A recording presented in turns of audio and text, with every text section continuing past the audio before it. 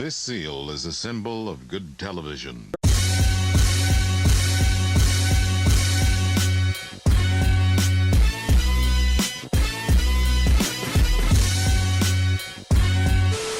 What's up, everybody? Rob Banks is back here with another Red Cup review of the Jason Voorhees Mezco 112 Collective Series. There's the front, there's the back. Enjoy the video. But this is actually an Easter egg hunt giveaway video. Spring is coming soon, so stay tuned for the details.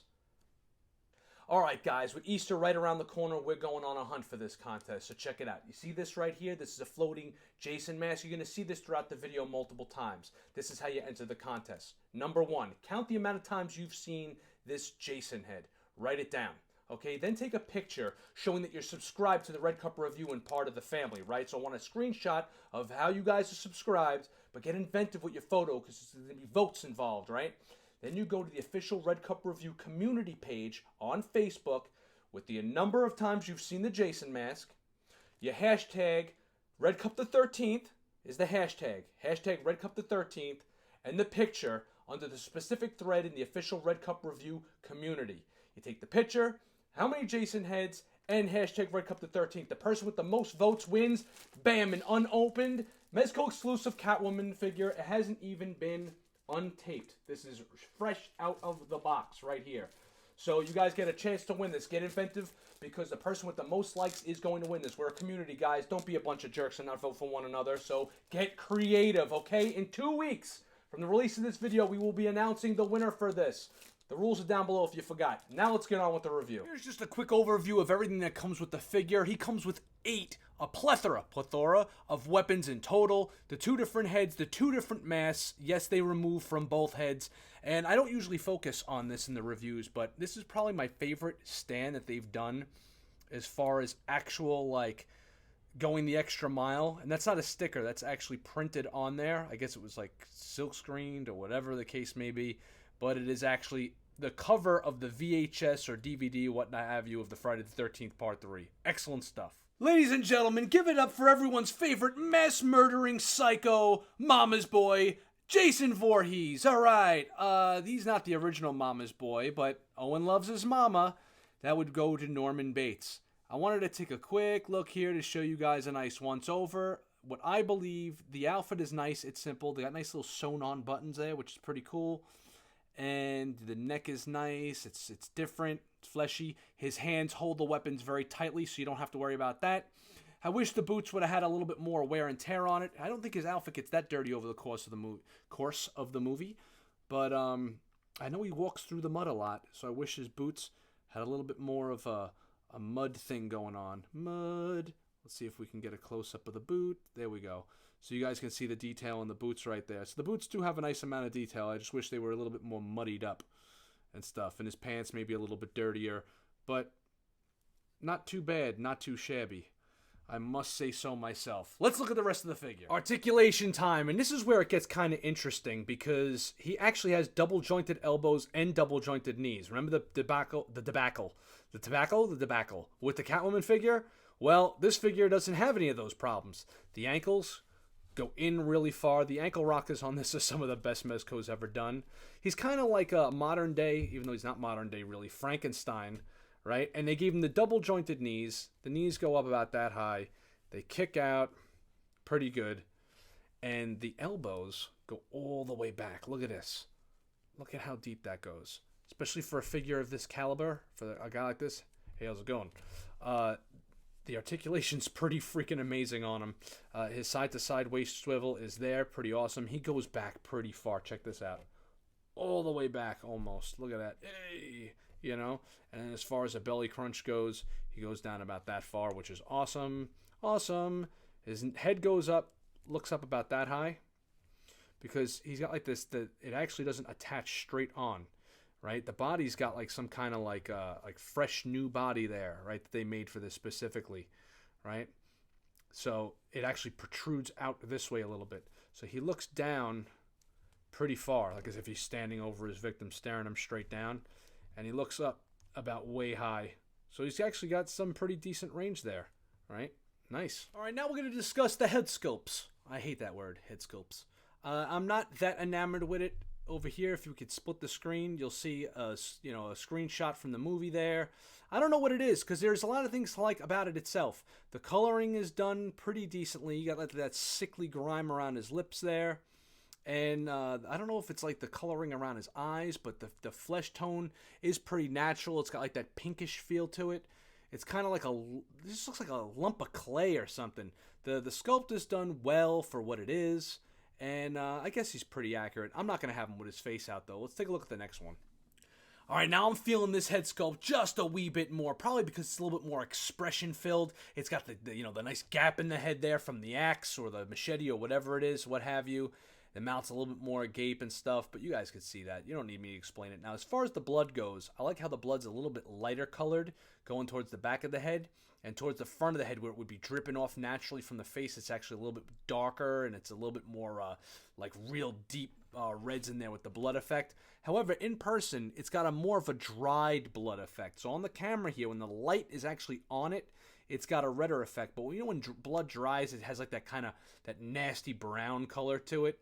That's what it kind of looks like in person.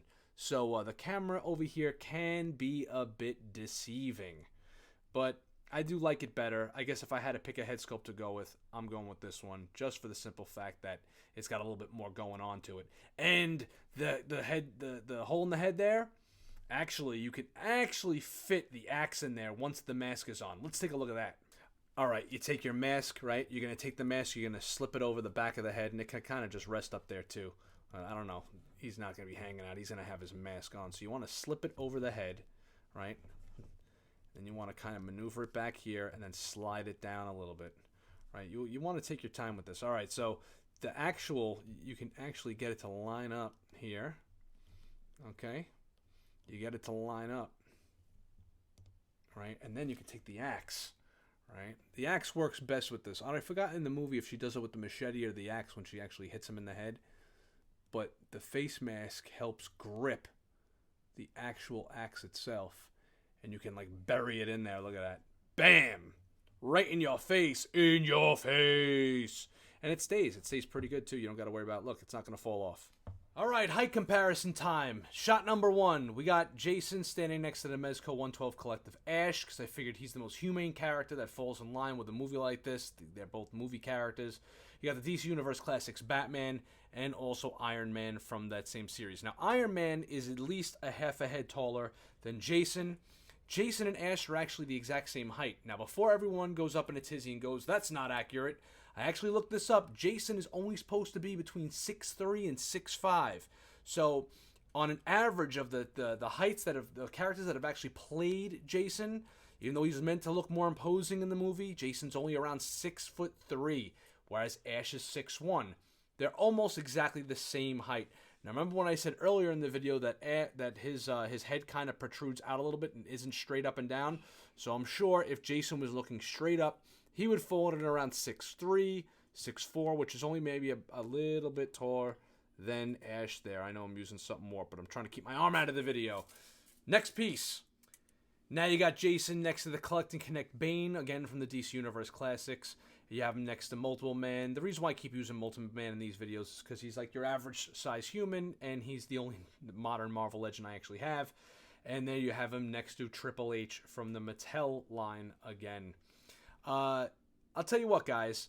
We get this misconception that Jason is actually taller than he is. The reason why they made him look so big in later movies, especially Freddy vs. Jason, is because Robert Englund is 5'10", and they really wanted him to tower over him, so a 6'3" Jason just wouldn't have worked. As a matter of fact, Jason's size varies from movie to movie, and I believe Friday the 13th Part 2, Jason is actually only around 5'10", and then he gets taller, around 6'3", 6'4". I think the tallest actor to play him was around 6'5", or so at least in the earlier movies, that is. So, there it goes. That'll give you an idea of what he's going to look like next to your other action figures. Personally, I keep my Mezcos with my Mezcos.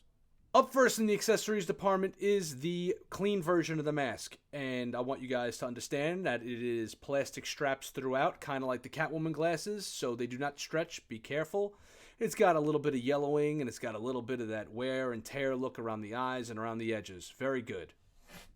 Here's the battle damage mask, pretty much the same thing, a little bit more warped and worn, And there's the blood splatter on top. The blood work isn't as good on this as it is on, let's say, like the Ash. But it's actually probably at its best right here on the mask itself as opposed to the weapons. We'll check out those next. Up next, we got the knife and the blood work on here. As far as the paint goes, the paint work on the weapons and the blood splattering is actually excellent. I just wish that it was a little bit more fresh, like real fresh blood feel to it. But the silver shines when the light hits it, and it works well. Now he's got a wrench. I don't know if he's supposed to be some kind of mechanic in this, but it does have, you can see it's not just red straight throughout. You got a little bit of a wear feel to that, and it's not a working wrench, but it's a wrench nonetheless.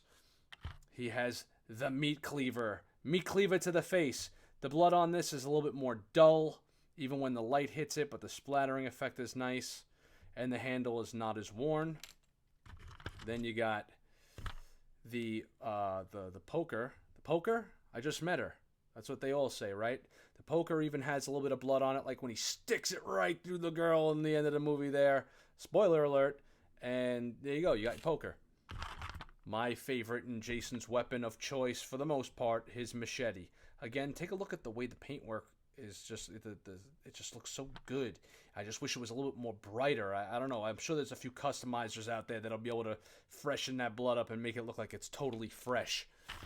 He comes with his spear gun that all of a sudden he turns into a sniper with this damn thing in the movie. I mean, what he does to his victim with this is a little ridiculous. But then again, the Jason movies back then, the Friday the 13th were pretty ridiculous. So he's got a spear gun. The bolt does not come out of that, by the way. He's got his axe. My axe! Take a look at the axe. Again, blood splatter and stuff on there. I'm trying to get this thing to focus in here for you guys. There we go. The silver work on this is really nice. Take a look at that worn silver. Very good. I like the wood on this probably the best. It's the most natural looking wood out of all the accessories. He's got his pitchfork with multiple splashes of blood on it. So that's pretty cool. Right? Well, you know what? It almost looks uniform. You got blood on the tip, blood in the middle, then blood down here, as if they just took a paintbrush and went blood, blood, blood, red, red, red, straight through. So it didn't have to be as uniform as that, but then again, it does look nice. And I'm only going to focus on one of his hands. What I liked what they did with the hands is that not this one, this one. They made the hand gestures fall a little bit more naturally this time. And they are kind of beat up and worn. The paintwork on his hands and his forearms are done really well this time. And I love how there's like that one finger kind of just like lingering up, so it gives it a less uniform feel, as if he's ready to just, crush someone's head or something like that, which he does in the movie. Spoiler alert. But take a look at that. They did the paintwork on the hands is probably the best paintwork on the whole figure. Alright guys, enjoy the slideshow. We're giving him 3 3/4 cups for the Red Cup review because he just kind of lacks that supreme wow factor, and his outfit should have been a little bit dirtier and muddied on the boots and stuff like that, but his accessories are a boatload, and he does have a decent amount of shelf presence. I'm putting him up next to my Ash and next to my Freddy when that drops in the fall. Hopefully that is. Anyway guys, 3 3/4 cups from the Red Cup review. Thanks for watching. Please remember to like, subscribe, and share. I hope you guys are part of the family, and please do remember to follow the giveaway rules. The giveaway rules are so important. Anyways, check out the CollectorZown Cantina on Facebook. Trust me, guys, the CollectorZown Cantina is the group you guys want to be in. This is Rob Banks of the Red Cup Review saying thanks for watching.